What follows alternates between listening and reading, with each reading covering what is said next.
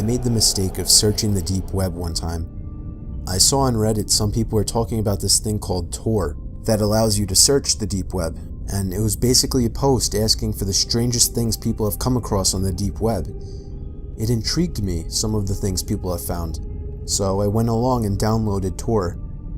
Someone on Reddit posted a link to a basically hidden wiki with a bunch of useful links to the dark web.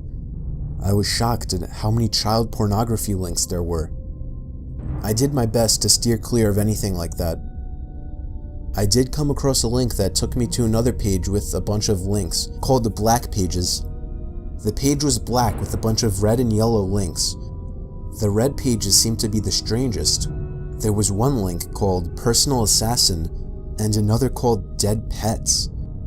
Reading some of those links, I realized how messed up this whole deep web thing really was. I clicked a yellow link and ended up at yet another page full of links.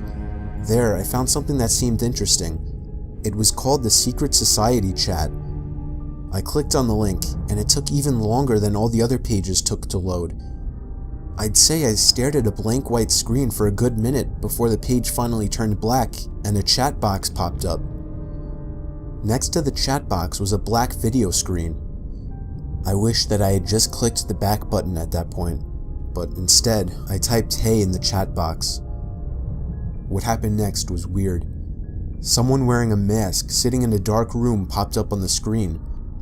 I felt like my heart stopped when I saw my face pop up on the screen as well. The website was using my webcam even though I naturally keep it off. I covered it with my thumb and tried to close the page, but at this point my taskbar was gone, along with the minimize and exit buttons at the top of the Tor window. I tried hitting Ctrl-Alt-Delete, but it did nothing. And then there was a muffled, distorted voice coming from my speakers. I could only assume it was the guy in the mask speaking. He was masking his voice with some kind of voice changer.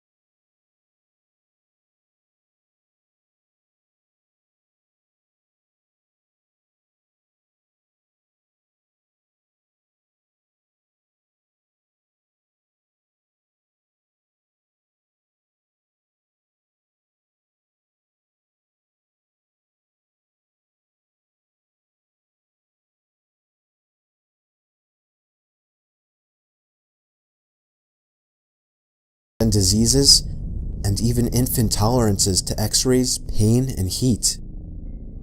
I had seen all those horrific shock videos like 3 Guys, 1 Hammer, so I thought I would be prepared for what I was going to see, but I wasn't.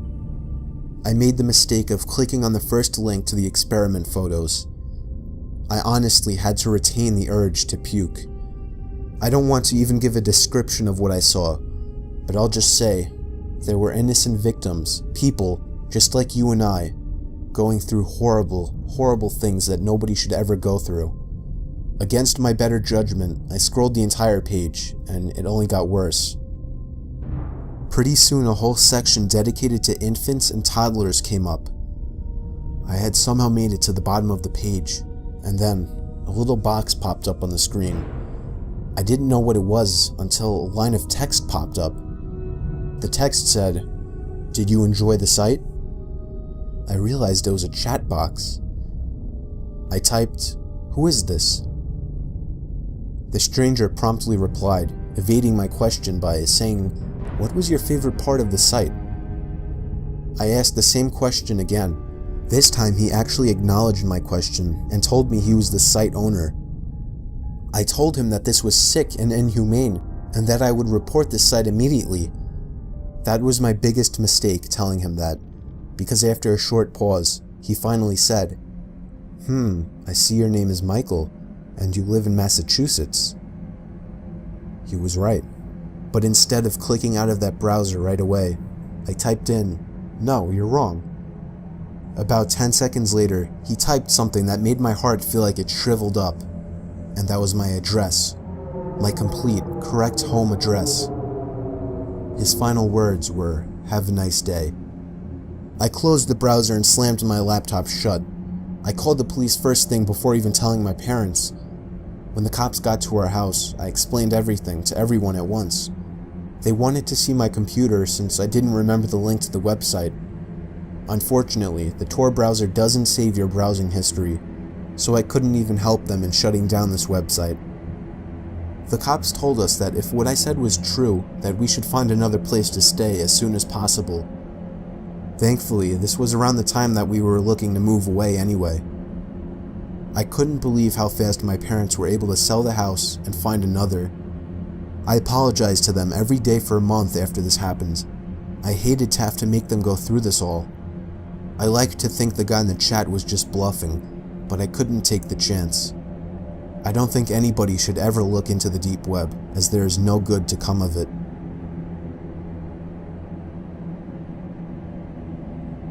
There used to be a website on the dark web called the Silk Road. It was an underground illegal drug marketplace. I had heard about it through friends that had used it. Our weed dealer was moving out of state and he was our only connection, so my friends started using this website and claimed that it was legit. The timing couldn't be better to score some pot since my parents were in Atlantic City for the weekend. I downloaded the Tor browser and checked it out. The biggest seller on the site was cannabis, of course.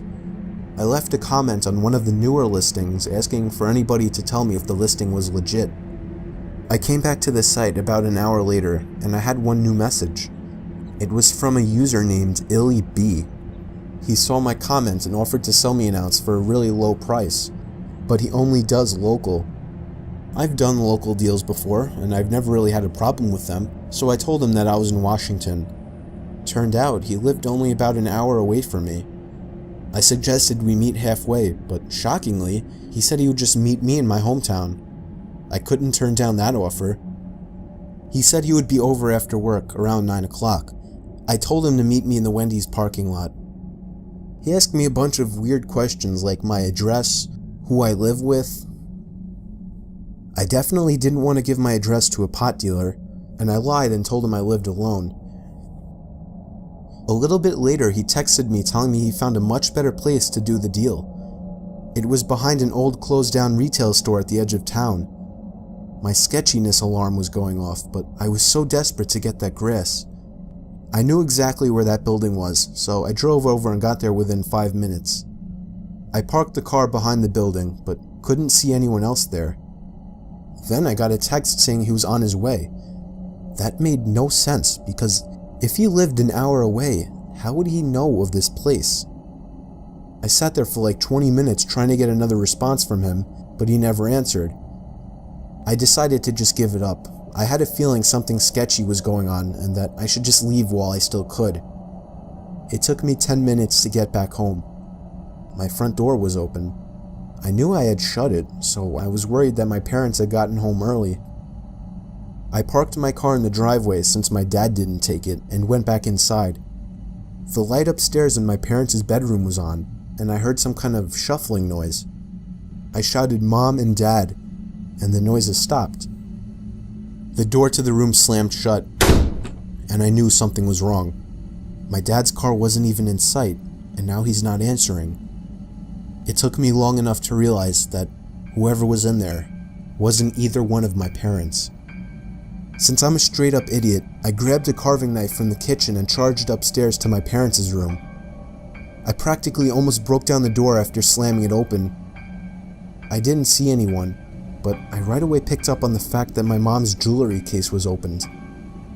I grabbed the phone in my parents' room and called 911, but something grabbed me from under the bed. I used the knife in my hand to stab their arm, and the man under the bed began to scream in agony. Since it was a corded phone, I couldn't leave the room with it. All I had time to tell the police was that someone broke into my house, and then gave them my address. The man crawled out from under the bed with the knife still in his arm. He didn't even look at me, he just ran straight for the front door into his car. The best I could describe him was that he was a black man with a backwards hat and raggy clothing, and he drove a black Honda Accord. Of course, I couldn't tell the police much. I couldn't bring up the website, as it was illegal to use it. All I could do was describe him to the best of my ability. So he's still out there home free. I can only guess he got my address by hacking me somehow.